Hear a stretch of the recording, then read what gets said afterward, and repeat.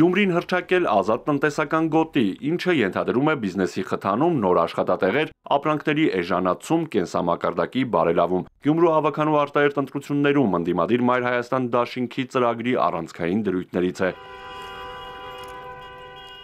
Հանրապետության երկրորդ քաղաքը ազատ տնտեսական գոտի դարձնելու վերաբերյալ գյումրեցիների կարծիքն իմանալու համար Մայր Հայաստան դաշինքի թեկնածու գործարար Կարեն Սիմոնյանը ստորագրահավաք է անցկացրել։ 20 օրում 7700 գյումրեցի հավանություն է տվել ծրագրին։ Մայր Հայաստան դաշինքը միակ ուժն է այսօր, որը առաջարկել է Գյումրիի զարգացման հեռանկարային ծրագիր։ Մնացած ծրագրերն են կարևոր, բայց նրանք ընթացիկ են։ Եթե չկա գլոբալ զարգացման ծրագիր եւ տեսլական, ավելորդություն եմ համարում մնացած մանր ծրագրերի մասին լալահաջո ճարերը։ Գյումրեցիք շատ փիս պահանջատեր են։ 7700 ստորագրությունը վգա, ընդամենը 20 օրվա։ Միացիր, որ փոխենք կարգախոսով ընտրապայքարին մասնակցող դաշինքը հավատում է, որ գյումրեցու քվեով կարող է կյանքի կոչել հեռանկարային ու իրատեսական ծրագիրը։ Բոլորդ գիտեք, որ իմ համար հետնահանջ չկա, յուրաքանչյուր խոսք, որ դուրս է գալիս իմ բերանից,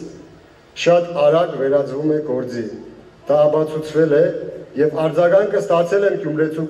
կողմից եւ շատ պարտավորեցնող է, որ ել ավելի լավը լինենք, որ ել ավելի արձագանքներ ստանանք։ Կարեն Սիմոնյանն ու Մայր Հայաստանի քարոզարշավին միացած Արցախի լեգենդար հրամանատար Կարեն Ջալավյանը հանդիպել են արցախցիների հետ։ Արցախահայությունը ոչ թե այստեղ հյուրի կարգավիճակ ունեն, ոչ թե այստեղ փախստականի կարգավիճակ ունեն, այլ տան տիրոջ, որպեսզի բոլորը հասկանան, որ բաժանելը չի ստացվելու արցախցիներին, գյումրեցիներից, մյուս մարզերի բնակիչներից։ Այս թիմը, որը որոշել է մասնակցել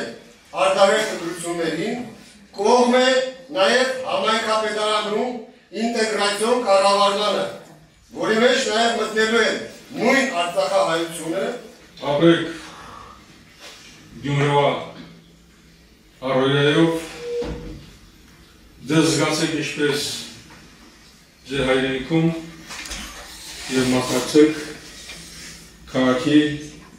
և մեր հայրենիքի վերարտադրին։